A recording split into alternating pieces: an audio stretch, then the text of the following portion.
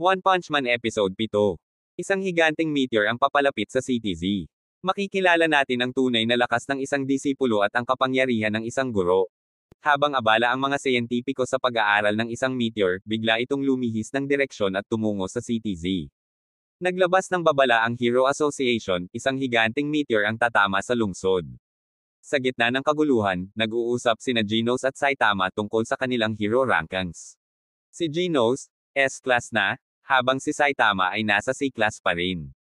Ngunit hindi ito alintana ni Saitama, ang mahalaga sa kanya ay ang pagiging isang tunay na bayani. Dumating si Bang, kilala rin bilang Silver Fang, isang S-class hero. Binalaan niya si Genos tungkol sa panganib ng meteor at iminungkahing lumikas na. Ngunit determinado si Genos na protektahan ang lungsod at ang kanyang guro. Sumubok si Metal Knight, isa pang S-class hero, na sirain ang meteor gamit ang kanyang mga sandata. Ngunit nabigo siya. Hindi siya interesado sa pagtutulungan, nais lamang niyang subukan ang kanyang bagong armas.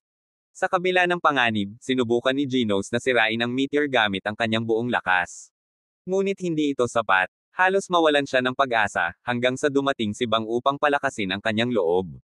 Binigay ni Genos ang lahat ng kanyang makakaya ngunit, ang ganon na kalaki ng meteor ay hindi sapat ang lakas na tulad ni Genos.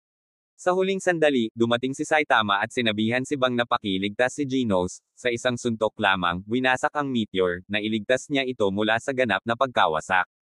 Ngunit nagkalat ang mga debris sa lungsod. Sa halip na purihin si Saitama, sinisi siya ng mga tao, sa pinsalang dulot ng mga debris. Ginamit nila ang pagkakataon upang suruan si Saitama at pagdudahan ang kanyang pagiging bayani. Hindi nagpatinag si Saitama. Ipinahayag niya na hindi siya bayani para sa papuri o pagkilala, kundi dahil nais niyang tulungan ang iba. Ang kanyang katapatan ay nagbigay inspirasyon sa ilan, ngunit hindi pa rin siya lubos na nauunawaan ng publiko.